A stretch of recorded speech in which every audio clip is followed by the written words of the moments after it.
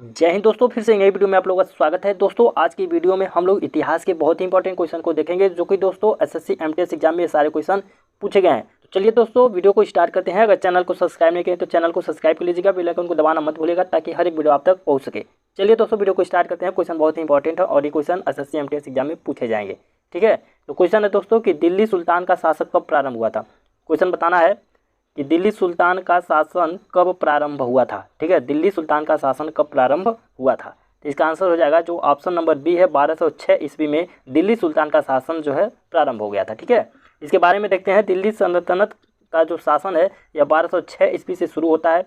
इस वर्ष मोहम्मद गोरी की मृत्यु के पश्चात कुतुबुद्दीन ऐबक का औपचारिक राज्यारोहण लाहौर में किया गया। यह दिल्ली का पहला तुर्क शासक था। इसे भारत में तुर्की राज्य और दिल्ली सल्तनत का संस्थापक माना जाता है। ठीक है, चलिए आगे देखते हैं। अगला क्वेश्चन है कि निम्नलिखित में से किसने दिल्ली की सल्तनत पर राज नहीं किया था।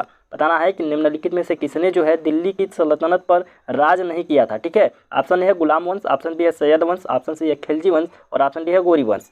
तो इसका आंसर हो जाएगा ऑप्शन नंबर डी, गोरी वंश। ये जो है दिल्ली की सल्तनत पर राज नहीं किया था। ठीक है, दिल्ली सल्तनत का जो काल है यह 1206 ईस्वी से लेकर के 1526 ईस्वी तक के काल को कहा जाता है दिल्ली का सल्तनत काल। ठीक है, जिसमें मुख्यतः गुलाम वंश आते हैं, खिलजी वंश और तुगलक वंश, सैयद वंश और लोदी वंश ये आते हैं। ठीक है, सल्तनत काल में दिल्ली के। जबकि गोरी वंश का संस्थापक मोहम्मद गोरी है। ठीक है, ये इनकी मृत्यु 1206 ईस्वी में हो गई थी। अतः स्पष्ट है कि यह गोरी वंश जो है दिल्ली पर राज नहीं किए थे। ठीक है, चलिए देखते हैं आगे। क्वेश्चन है कि अजमेर में 2.5 दिन का झोपड़ा किसने बनवाया था। ठीक है, क्वेश्चन बताना है कि अजमेर में जो है 2.5 दिन का झोपड़ा किसने बनवाया था। ठीक है, तो कुतुबुद्दीन ऐबक इसका सही आंसर हो जाएगा ऑप्शन नंबर ए, इसका सही आंसर हो जाएगा। अजमेर में 2.5 दिन का जो झोपड़ा है नामक मस्जिद कुतुबुद्दीन ऐबक ने बनवाया था। यह संस्कृत विद्यालय के स्थान पर बनवाया गया था। ठीक है, कुतुबुद्दीन ऐबक द्वारा बनवाई गई अन्य इमारतें जैसे कुब्बत हो गया, उल इस्लाम हो गया, कुतुब मीनार हो गया, ये कुतुबुद्दीन ऐबक के द्वारा बनवाई गई इमारतें हैं। याद रखिएगा, इसको भी एग्जाम में पूछा जाता है। अगला क्वेश्चन है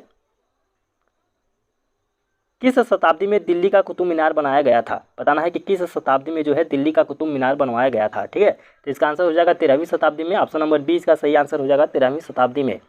कुतुब मीनार के निर्माण का जो प्रारंभ हुआ था कुतुबुद्दीन ऐबक के द्वारा 1206 से लेकर के 1210 ईस्वी में किया गया। यह इल्तुतमिश 1210 से 1236 ईस्वी के कार्यकाल में पूरा हुआ। ठीक है, और प्रसिद्ध सूफी ख्वाजा कुतुबुद्दीन बख्तियार काकी के नाम पर इसका नाम कुतुब मीनार रखा गया, ये भी याद रखिएगा। अतः निर्माण वर्ष के अनुसार जो है यह 13वीं शताब्दी में बनवाया गया था। कब? 13वीं शताब्दी में बनवाया गया। फिरोज शाह तुगलक के शासनकाल में इसकी चौथी मंजिल को काफ़ी हानि पहुंची थी, जिस पर फिरोज ने चौथी मंजिल के स्थान पर 2 और मंजिलों का निर्माण करवाया। अगला क्वेश्चन है कि कुतुब मीनार है यह किस प्रसिद्ध शासक ने इसको पूरा करवाया था। ठीक है, कुतुब मीनार किस प्रसिद्ध शासक ने पूरा करवाया था। तो आंसर हो जाएगा इल्तुतमिश ने। ठीक है, इसका निर्माण तो शुरू किए थे कुतुबुद्दीन ऐबक ने, लेकिन इनको पूरा किसने करवाया था क्वेश्चन पूछा जाता है तो इल्तुतमिश इसका आंसर हो जाएगा ऑप्शन नंबर बी। अगला क्वेश्चन है कि दिल्ली के सुल्तान का पद संभालने से पहले बलबन किस सुल्तान का प्रधानमंत्री था। ठीक है, दिल्ली के सुल्तान पद को संभालने से पहले बलबन किस सुल्तान का प्रधानमंत्री था। तो इसका आंसर हो जाएगा नसीरुद्दीन, ऑप्शन नंबर ए इसका सही आंसर हो जाएगा। ठीक है, नसीरुद्दीन। दिल्ली के सुल्तान का पद संभालने से पहले बलबन नसीरुद्दीन महमूद का प्रधानमंत्री था। नसीरुद्दीन ने बलबन को उलगू खां की उपाधि प्रदान की थी। 1266 ईस्वी में नासिरुद्दीन की मृत्यु के बाद बलबन उसका उत्तराधिकारी बना, क्योंकि नसीरुद्दीन का कोई पुत्र नहीं था। अगला क्वेश्चन है कि निम्नलिखित में से दिल्ली का पहला प्रभुत्वता संपन्न सुल्तान कौन था। ठीक है, निम्नलिखित में से दिल्ली का पहला प्रभुता संपन्न सुल्तान कौन था। तो आंसर हो जाएगा इल्तुतमिश, ऑप्शन नंबर डी इसका सही आंसर हो जाएगा इल्तुतमिश। कुतुबुद्दीन ऐबक को भारत में तुर्की राज्य का संस्थापक माना जाता है। याद रखिएगा, कुतुबुद्दीन ऐबक को भारत में तुर्की राज्य का संस्थापक माना जाता है। सिंहासन पर बैठने पर उसने सुल्तान की उपाधि नहीं ग्रहण की, बल्कि केवल मलिक और सिपह सलार की पदवियों से संतुष्ट रहा। ऐबक ने न अपने नाम का खुतबा पढ़वाया और न ही अपने नाम के सिक्के चलवाए। बाद में गोरी ने उत्तराधिकारी गयासुद्दीन ने उसे सुल्तान स्वीकार किया। ऐबक ने 1206 ईस्वी से 1210 ईस्वी तक लगातार लाहौर के शासन का संचालन किया। ठीक है, ये सारे पॉइंट याद रखिएगा। अगला क्वेश्चन है दिल्ली सल्तनत का उद्वारक कौन था। बताना है कि दिल्ली सल्तनत का उद्वारक कौन था। तो आंसर हो जाएगा इल्तुतमिश, ऑप्शन नंबर सी इसका बिल्कुल सही आंसर हो जाएगा। ठीक है, अगला क्वेश्चन है नियमित मुद्रा जारी करने वाला और दिल्ली को अपने साम्राज्य की राजधानी घोषित करने वाला पहला दिल्ली का प्रथम सुल्तान कौन था। तो आंसर हो जाएगा इल्तुतमिश। ऑप्शन नंबर डी इसका सही आंसर हो जाएगा। इल्तुतमिश नियमित मुद्रा जारी करने वाला और दिल्ली को अपने राज्य की राजधानी घोषित करने वाला पहला दिल्ली का पहला सुल्तान था। ठीक है, अगला क्वेश्चन है कि चंगेज़ खान ने जलालुद्दीन का पीछा करते हुए किसके शासनकाल में भारत की सीमाओं पर आक्रमण किया था? तो आंसर इसका सही हो जाएगा ऑप्शन नंबर बी इल्तुतमिश। ठीक है, ऑप्शन नंबर बी इसका सही आंसर हो जाएगा। ठीक है, निम्न में से किसको शक्तिशाली नोबलों के एक समूह चिहालगानी के विनाश का श्रेय दिया गया था? ठीक है, इसका आंसर हो जाएगा बलबन को। ऑप्शन नंबर सी इसका बिल्कुल सही आंसर हो जाएगा बलबन। ठीक है, बलबन जो है 1266 से लेकर के 1287 ईस्वी तक इल्तुतमिश द्वारा स्थापित 40 तुर्की सरदार के दल, ठीक है, चिहालगानी को समाप्त किया।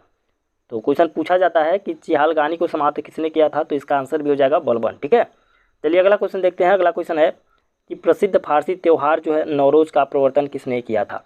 क्वेश्चन बताना है कि प्रसिद्ध फारसी त्यौहार जो है नौरोज, इसका प्रवर्तन किसने किया था? तो आंसर हो जाएगा बलबन ने किया था। ऑप्शन नंबर डी इसका बिल्कुल सही आंसर हो जाएगा। ठीक है, ये सारे क्वेश्चन दोस्तों एसएससी एग्जाम में पूछे गए हैं और ये क्वेश्चन अब की बार भी पूछे जाएंगे। ठीक है, याद रखिएगा, सारे क्वेश्चन को एक बार रिविजन करके जरूर जाइएगा एग्जाम देने क्वेश्चन। ठीक है, रजिया सुल्तान किसकी बेटी थी? ठीक है, रजिया सुल्तान किसकी बेटी थी बताना है। तो ये थी अल्ततमस यानी कि इल्तुतमिश की। ऑप्शन नंबर ए इसका बिल्कुल सही आंसर हो जाएगा। ठीक है, रजिया सुल्तान जो है गुलाम वंश की शासिका थी, ये भी क्वेश्चन पूछा जाता है। तो गुलाम वंश की शासिका थी रजिया सुल्तान। वह उत्तर भारत की प्रथम मुस्लिम महिला शासिका भी थी। वह जो है इल्तुतमिश की पुत्री थी रजिया सुल्तान। ठीक है, रजिया पर्दा प्रथा त्याग कर पुरुषों की तरह चोगा और कुल्हा पहनकर राज दरबार में खुले मुंह से आती थी। इन्होंने जो है 1236 से लेकर के 40 ईस्वी तक शासन किया था। ठीक है, अगला क्वेश्चन कि भारत की प्रथम महिला शासिका कौन थी?